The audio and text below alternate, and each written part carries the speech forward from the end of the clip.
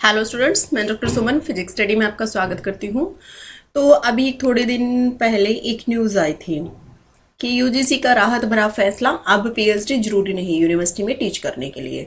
तो उसके बाद हर एक स्टूडेंट्स का दिमाग में, माइंड में यही क्वेश्चन आ रहा है कि why should I do PhD, कि अगर यूजीसी ने कह दिया कि आपकी पीएचडी मैंडेटरी नहीं है तो अब हम पीएचडी क्यों करें।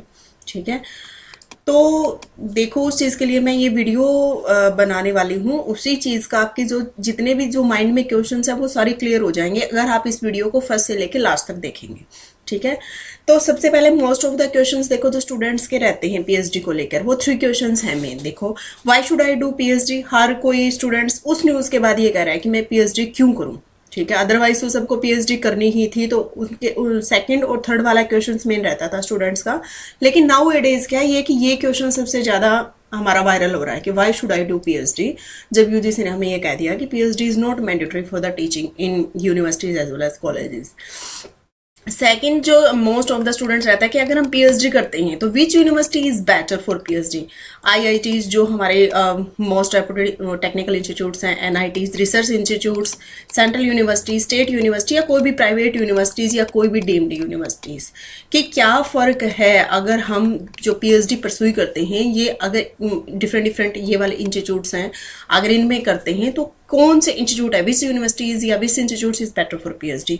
तो इसी पे क्या है एक वीडियो फर्स्ट वाले पॉइंट पे बनेगा और सेकंड वाला काफ़ी लंबा होने वाला है, इसलिए इसका अलग से वीडियो बनेगा।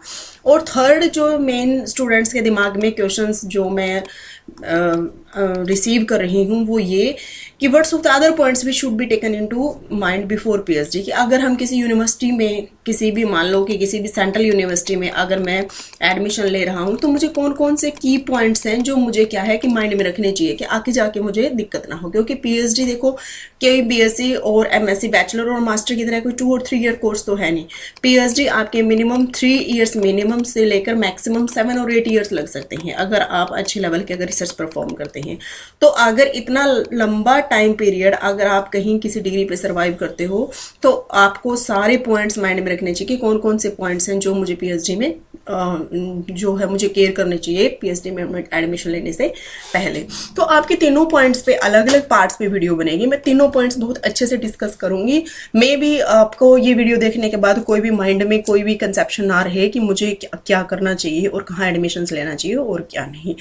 तो इससे सबसे पहले तो देखो आज जो वीडियो बनने वाला है वो तो मैं सिर्फ फर्स्ट पॉइंट पे बनूंगी। इसका पार्ट फर्स्ट आएगा ये, और ये जो सेकंड और थर्ड है ये सेकंड पार्ट डिस्कस होगा पार्ट 2 वीडियो में, और जो थर्ड वाला है वो होगा पार्ट 3 में। ठीक है, तो सबसे पहले हम शुरू करते हैं पार्ट फर्स्ट कि आपने जो न्यूज़ देखी थी। देखो पहले तो मैं वो न्यूज़ दिखाती हूँ कि जो मोस्टली स्टूडेंट्स उसको देख कर क्या है कि माइंड में डबल माइंडेड हो गए हैं कि whether we have to do PhD और नॉट, कि यूनिवर्सिटी में पढ़ाने के लिए पीएचडी की डिग्री अनिवार्य नहीं।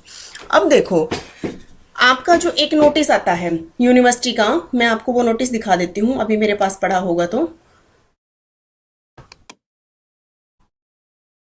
तो ये नोटिस था जो यूजीसी का एक नोटिस आया था। कब आया था? ये आया था 12 अक्टूबर 2021 को। ये क्या नोटिस आता है? ये नोटिस आता है कि PhD as mandatory requirement for appointment of assistant professor in department of the universities extension of date regarding, कि क्या होने वाला था कि हमारा 1 जुलाई 2023 से 2022 से क्या है कि पीएचडी मैंडेटरी होने वाले थे, कि अगर आप यूनिवर्सिटी में अप्लाई करते हो, अगर आपके पास पीएचडी नहीं है तो you are not eligible for the application of that post. ठीक है, लेकिन इसमें क्या कहा था कि कोरोना के कोविड के कारण क्या है कि बहुत सारी लैब्स हैं, रिसर्च सेंटर्स हैं, वो क्लोज हो गए थे। तो जितने भी साइंस और इंजीनियरिंग के स्टूडेंट मोस्टली उनका सबसे ज़्यादा सफ़र हुआ था, क्योंकि मैक्सिमम उनका लेबोरेटरी वर्क होता है। तो उनके एक रिक्वेस्ट पे क्या हुआ था, रिक्वेस्ट रेज पे क्या हुआ था कि एक्सटेंशन मिला था। लेकिन आप एक बात दिमाग में सोचिए कि मैंडेटरी तो अब भी नहीं है। अब जो फिलहाल जो पीरियड चल रहा है और जो पीछे वाली पीएचडी है उसमें आपकी जो मिनिमम क्वालिफिकेशन है दैट इज नेट। ठीक है, अगर पीएचडी कैंडिडेट्स हैं जिन्होंने 2009 और 2016 के अकॉर्डिंग अगर पीएचडी की है तो अजम्प्टेड है नेट से। लेकिन इस वाला जो टाइम पीरियड हमारा चलता आ रहा है, क्या आप उसमें, क्या हमारी उसमें पीएचडी मैंडेटरी है? नहीं है। फिर अब आप सोच रहे हैं क्योंकि फिर भी अगर पीएचडी मैंडेटरी नहीं थी फिर भी लोग कर रहे थे, क्यों कर रहे थे? ये दिमाग में सोचिए, जो स्टूडेंट्स फ्रेशर हैं, जो पीएचडी करने की सोच रहे हैं, जो पीएचडी जो कर चुके हैं, उनको तो चीज़ें क्लियर है। जो इनरोल हो गए हैं, रजिस्टर्ड हो गए हैं, उनको भी चीज़ें क्लियर है कि PhD is the most highest qualification, और उसकी पीएचडी की जो वेटेज है वो सबसे ज़्यादा रहने वाली है। विदाउट पीएचडी आप कभी भी किसी भी पोस्ट के लिए शॉर्ट लिस्ट नहीं हो सकते। आपको मैं दिखाती हूँ कि जो फिलहाल जो हमारा शॉर्ट लिस्टिंग क्राइटेरिया जो चल रहा है, ठीक है, अगर आप किसी भी कॉलेज या यूनिवर्सिटी में अगर हमारा क्या होता है, निकलती है, पोस्ट निकलती है, तो उसमें जो स्क्रीनिंग क्राइटेरिया होता है वो क्या होता है, ये है हमारा स्क्रीनिंग क्राइटेरिया। जब हमारी पीएचडी मैंडेटरी क्वालिफिकेशन नहीं है, तब में हमारे जो पीएचडी के मार्क्स हैं वो देखिए कितने हैं। जो हमारे पीएचडी के जो मैक्सिमम मार्क्स है वो कितने हैं, देखिए 30 मार्क्स हैं हमारे पीएचडी के, 30 मार्क्स, ठीक है।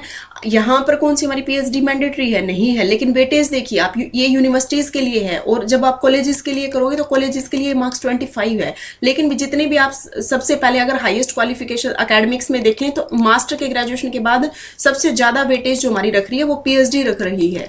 पीएचडी की सबसे ज्यादा वेटेज है, मैंडेटरी तो यहाँ भी नहीं है हमारी पीएचडी, लेकिन हमारी पीएचडी की वेटेज तो देखो, ठीक है। तो अभी कौन सा बड़ा फैसला आ गया, अभी यूजीसी ने क्या कहा है कि पीएचडी अभी भी मैंडेटरी अगर नहीं भी रहेगी तो पीएचडी की वेटेज तो एटलीस्ट रहेगी, ठीक है।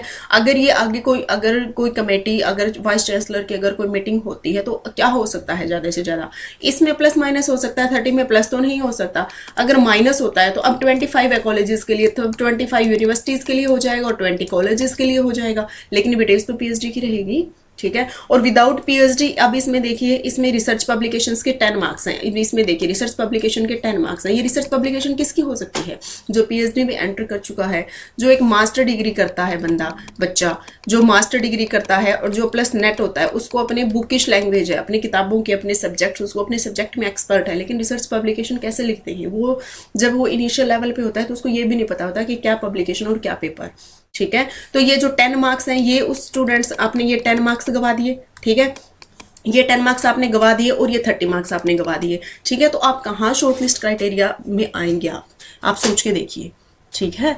तो मोस्टली स्टूडेंट्स क्या है, कंफ्यूज हैं इस चीज में। लेकिन मैंडेटरी ना होने के बावजूद भी जब पीएचडी इतनी वेटेज रखती है तो अब क्या हो सकता है, वेटेज तो मेरे जितनी माइंड क्लियरिटी है, वेटेज तो पीएचडी की रहने वाली है, चाहे आप पीएचडी करें या ना करें, ठीक है। मैंडेटरी हटा दिया है ना वो, ठीक है, लेकिन आपको करनी तो पड़ेगी पीएचडी फिर भी, ठीक है। उसके बाद क्या, एकेडमिक, इसमें देख लीजिए जो आपका एकेडमिक स्कोर है वो मैक्सिमम 80 है, रिसर्च पब्लिकेशन के 10 और टीचिंग एक्सपीरियंस के 10। अगर आप इसमें, अगर आपका नेट है तो उसमें ज्यादा आप क्या है, मैक्सिमम आप टीचिंग एक्सपीरियंस के 10 मार्क्स आप गिर सकते हो। लेकिन आपके जो पीएचडी के जो 30 मार्क्स हैं और प्लस 10 जो रिसर्च पब्लिकेशन है, 40 मार्क्स आप बिहाइंड लैग करोगे, किससे, जो कैंडिडेट पीएचडी है, ठीक है। और यूनिवर्सिटीज अपनी ऑटोनमस बॉडी है, वो मैंडेटरी तो हटा सकती है, लेकिन वो प्रेफरेंस तो दे सकती है किसी भी चीज को, कि ऑब्वियस है कि मेरिट में जो है, मेरिट में प्रेफरेंस किसको मिलेगी, जो कैंडिडेट मेरिट में सबसे ऊपर टॉप एग्जिस्ट करेगा इन 100 मार्क्स में से, ठीक है। इन 100 मार्क्स में जो एक नेट, एक मास्टर बच्चा प्लस नेट बच्चा मैक्सिमम अगर अचीव कर सकता है तो वो 47 अचीव कर सकता है, 47 मार्क्स, ठीक है। और एक अगर उसके साथ पीएचडी है तो पीएचडी का क्या हो गया, प्लस 40 हो गया, तो पीएचडी कैंडिडेट 87 पे जाएगा और एक नेट कैंडिडेट 47 पे सर्वाइव करेगा। तो वो अगर 2 पोस्ट आती है तो 2 पोस्ट के खिलाफ क्या वो सर्वाइव कर पाएगा।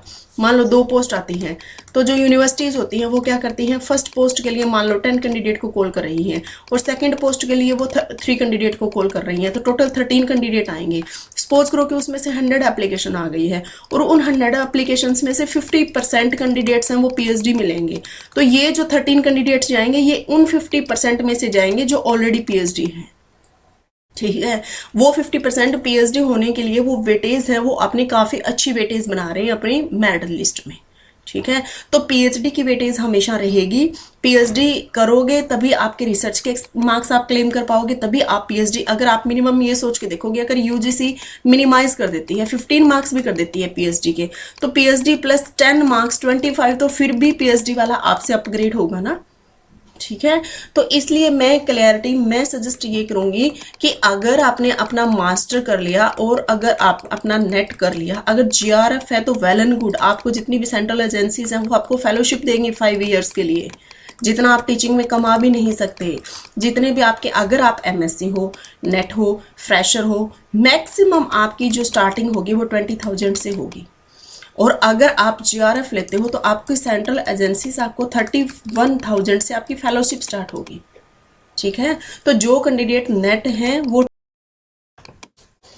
तो जो कैंडिडेट जिनका नेट है, ठीक है, उनको मैं क्या सजेस्ट करूंगी कि अगर आपकी एज लिमिट है तो आप पहले जीआरएफ के लिए ट्राई कीजिए, क्योंकि आपको 5 इयर्स के लिए फेलोशिप प्रोवाइड करवाती है हमारी सेंट्रल एजेंसीज यूजीसी और सीएसआईआर। ठीक है, तो आप 5 ईयर के लिए अर्निंग हो जाएंगे 31,000 आपको क्या है अर्निंग, मतलब आपको फेलोशिप मिलेगी, प्लस आपको आपकी पीएचडी डिग्री प्लस आप अपना रिसर्च सब क्लेम कर सकते हैं। अदरवाइज अगर आप नेट हैं तो भी आप लेक्चरशिप में जाने के बजाय क्या करें, आप पीएचडी के लिए ट्राई करें, क्योंकि मस्ट है पीएचडी मतलब नहीं पता ये वाइस चांसलर्स की मीटिंग हुई है कि पीएचडी को फिनिश करेंगे या कुछ टाइम के लिए होल्ड पे रखेंगे, ऐसा ऑफिशियल नोटिफिकेशन हमारे पास ऐसा कुछ भी नहीं आया है अभी। ठीक है, लेकिन एज पर मैं अपनी माइंड क्लैरिटी से ये कहती हूँ कि जो पीएचडी है, पीएचडी की वेटेज हमेशा ही रहेगी, पीएचडी की वेटेज हमेशा रहेगी। ठीक है, अभी मैं आपको एक आपकी क्लैरिटी के लिए देखो एक नोटिफिकेशन और दिखाती हूँ। ये गुरु जम्बेश्वर यूनिवर्सिटी है हरियाणा में, अभी इसकी वैकेंसीज निकली है कुछ पोस्ट में। ठीक है, तो इन्होंने देखो स्पेशल मेंशन किया है कि जो कैंडिडेट है, ये देखो 9th पॉइंट देखिए आप, preference will be given to PhD holders who have obtained their degree from A grade NAC accredited university or institutes। जो सेकंड वाला पॉइंट था ना कि from where we should do our PhD, तो उसमें मैं क्लियर करूंगी कि कहाँ से आपको PhD करनी चाहिए। लेकिन यहाँ पे देखिए कि इन्होंने कह ही दिया कि हम पीएचडी होल्डर को प्रेफरेंस देंगे, और जिनकी ए ग्रेड यूनिवर्सिटी या इंस्टीट्यूट से उन्होंने पीएचडी की है, we will prefer to only to those candidates. तो अगर आपकी पीएचडी नहीं है तो आप पहले ही आप शॉर्टलिस्ट नहीं होंगे, आप क्रॉसिंग में आ गए हैं। ठीक है, सेकंड आपको देखो मैं इसमें अभी ये देश बंधु कॉलेज है अंडर द कॉलेज है under the university of Delhi के, तो इसमें भी कैंडिडेट्स इन्होंने लिख दिया, देखो the applicant scoring less than 50 marks will not be included in shortlist candidate. तो आपके तो मैक्सिमम मैंने आपके सारे जोड़ लेना, जो नेट कैंडिडेट है आप अपने सारे मार्क्स जोड़ लेना, आप 47 ही अचीव कर पाओगे। और इसमें क्या कह रहा है, देश बंधु कॉलेज की जो गाइडलाइन है वो ये कह रही है कि हम 50 मार्क्स से कम जो कैंडिडेट्स हैं उनको हम इंक्लूड करेंगे ही नहीं। ठीक है, तो आप ये देखिए कि आप दोनों जगह से आप आउट हो गए, इवन आप एलिजिबल हो, मैंडेटरी तो अभी भी एट द प्रेजेंट टाइम हमारे पास मैंडेटरी नहीं है। ठीक है, आप एलिजिबल हो, लेकिन क्या आप शॉर्टलिस्ट हो रहे हो उस पोस्ट के लिए। ठीक है, ये देख लीजिए यूनिवर्सिटी का जो मैं क्राइटेरिया बता रही थी, यूनिवर्सिटी के अंडर जो कॉलेजेस आते हैं उसका जो क्राइटेरिया है, ये देखो देश बंधु कॉलेज है, ये उसकी एडवर्टीजमेंट है, और इसका क्राइटेरिया देख लीजिए, स्क्रीनिंग क्राइटेरिया ये रहा। इसमें देख लीजिए आप पीएचडी के मैक्सिमम जो मार्क्स हैं वो 10 मार्क्स है। ठीक है, और रिसर्च पब्लिकेशंस के 6 मार्क्स हैं, मीन्स आपसे एक पीएचडी कैंडिडेट 31 मार्क्स ऊपर खड़ा है। ठीक है, आपसे वो 31 मार्क्स ज़्यादा लेकर खड़ा है, तो क्या आप on the behalf of your net क्या आप शॉर्टलिस्ट हो सकते हैं, वो आपने सोचना है अब कि आपने पीएचडी करनी है या नहीं करनी। मैंने सारी चीज़ें क्लियर कर दी हैं, होप सो आपको अच्छे से समझ आई होंगी। ठीक है, कि आपको पीएचडी करनी चाहिए या नहीं करनी चाहिए, बाकी आप अपने आप खुद समझदार हो। ठीक है, तो इसका जो नेक्स्ट पार्ट है वो मैं लेकर आऊँगी कि कहाँ से हमें पीएचडी करनी चाहिए। ठीक है, तो अगर जो कैंडिडेट इंटरेस्टेड है, ठीक है, जो पीएचडी करना चाहता है और जिन्होंने जो इस चीज़ में कंफ्यूज है कि मुझे कहाँ से क्या है कि पीएचडी करनी चाहिए कि which university is best for PhD, तो इसका पार्ट सेकंड बनेगा। तो आप पार्ट सेकंड देखने के लिए आप मेरे साथ बने रहें, और अभी अगर चैनल को सब्सक्राइब नहीं किया है तो प्लीज़ चैनल को सब्सक्राइब कर लें। और किसी भी तरह की इन्फॉर्मेशन अगर आप पीएचडी से रिलेटेड पाना चाहते हैं, कुछ भी अगर आपके माइंड में है पीएचडी से रिलेटेड कुछ भी किसी भी तरह का क्वेश्चन, आप कमेंट बॉक्स में लिख सकते हैं, या मुझसे पर्सनली कॉन्टैक्ट करना चाहते हैं तो मैं अपना ईमेल आपको प्रोवाइड करवा दूंगी। ठीक है, थैंक यू। तो इसी तरह बने रहने के लिए प्लीज़ चैनल को सब्सक्राइब जरूर कर लें। Thank you.